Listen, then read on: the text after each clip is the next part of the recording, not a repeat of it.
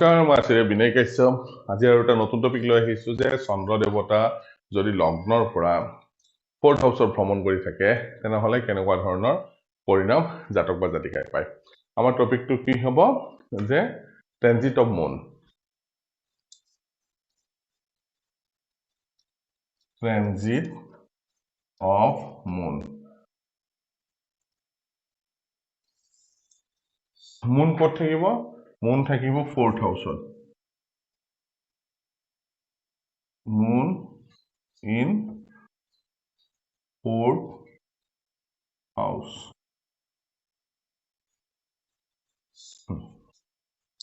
এই গোচৰ বস্তুটো কি হয় যে চাওক জন্ম কুণ্ডলীখন হল ইম্পৰ্টেণ্ট। তাৰ পৰা আমি গোটেই ইভেন্টবিলাক চাম। বিয়া কেতিয়া হ'ব, সন্তান কেতিয়া হ'ব, চাকৰি কৰিবলৈ নকৰে, বিজনেছ কৰিব নেকি, আটাইবোৰ দিশ আমি জন্ম কুণ্ডলীৰ পৰা চাম। কিন্তু আজি কি ঘটনা হ'ব, এতিয়া কি হ'ব, আজিৰ দিনটো মোৰ ভাল যাব নে বেয়া যাব, বা আহিবলগীয়া একমাহ মোৰ কাৰণে শুভ ফলদায়ী হ'ব নে অশুভ ফলদায়ী হ'ব, সেইটো জনাৰ কাৰণে আমি ট্ৰেনজিট চোৱা অত্যন্ত দৰকাৰ। আমি লগ্নৰ পৰা ট্ৰেনজিট চাই আছো। এটা ট্ৰেনজিট হ'ল আমি চন্দ্ৰৰ পৰা চাম, এটা আমি লগ্নৰ পৰা চাম। আমি লগ্নৰ বিষয়ে আলোচনা কৰি আছো যে লগ্নৰ পৰা যদি 4th হাউচত চন্দ্ৰ দেৱতা ভ্ৰমণ কৰি থাকে কেনেকুৱা ধৰণৰ পৰিণাম পাব। আমি এটা বস্তু জানো যে মুন পাৰ সাইন কিমান থাকিব? 2.5 days থাকে। কাৰণ কিয়? এটা ৰাশি 30 ডিগ্ৰী হয়। মুন প্ৰত্যেক দিনাখনে 12 ডিগ্ৰীকে মুভ কৰে। তাৰমানে 12 দুগুণ 24 আৰু 6 2.5 days এটা ৰাশিত থাকে। আৰু চন্দ্ৰ দেৱতা শুক্লপক্ষ চন্দ্ৰ দেৱতা শুভ বুলি ধৰা হয় আৰু কৃষ্ণপক্ষৰ অশুভ চন্দ্ৰ দেৱতা বুলি ধৰা হয়। এই চন্দ্ৰ দেৱতাৰ কি পৰিস্থিতিত লগ্নৰ মিত্ৰ বা শত্ৰু আমি উলিয়াব পাৰো?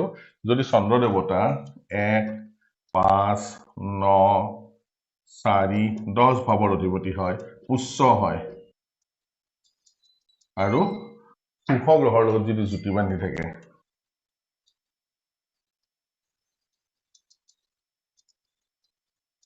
with good planet,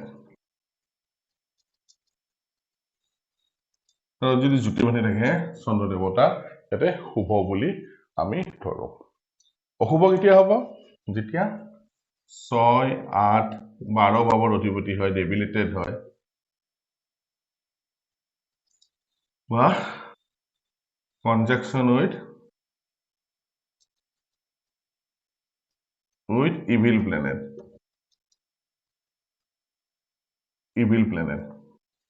আৰু দুটা ঘৰত আছে, আমি প্ৰত্যেক ভিডিঅ'তে আলোচনা কৰি আহিছো যে 3 নম্বৰ আৰু 11 নম্বৰ। যেহেতু 30 ভাৱ হয়, ইয়াত যিকোনো গ্ৰহৰ কাৰকত্ব বাঢ়ি যাব। ভাল হলে ভাল ৰিজাল্ট দিব, বেয়া হলে বহুত বেয়া ৰিজাল্ট দিয়ে। ঠিক আছে? আৰু কুণ্ডলী মাধ্যমেৰে আমি বুজিব চেষ্টা কৰো। আমি মেঘ লগ্ন ৰেফাৰেন্স লৈ আছো। লগ্ন যিকোনো হ'ব পাৰে, লগ্নক সদায় প্ৰথম ভাৱ বুলি ধৰি ল'ব লাগে। মেঘ লগ্নত মুন, এইটো হ'ল 4th হাউচ। লগ্নৰ পৰা 4th হাউচত যেতিয়া ট্ৰেনজিট কৰিব কেনেকুৱা ধৰণৰ ৰিজাল্ট দিব? যদি 1, 5, 9, 4, 10 ভাৱৰ অধিপতি হয়, উচ্চ হয় বা শুভ গ্ৰহৰ লগত যদি জুতি বান্ধি থাকে, শুভ প্ৰভাৱত 4th হাউচৰ মাজেদি যেতিয়া ট্ৰেনজিট কৰিব, তেনেহ'লে এই 2 দিন কি হ'ব? জাতকৰ কাৰণে অত্যন্ত প্ৰফিটেবল হয়, খুব ভাল হয় এই 2 দিন। আৰু তেওঁৰ মনটো খুব আনন্দময় হৈ থাকে, আনন্দত থাকে। এই 2 দিন তেওঁৰ কাৰণে যথেষ্টখিনি ভাল ৰিজাল্ট দিয়ে। ঠিক আছে?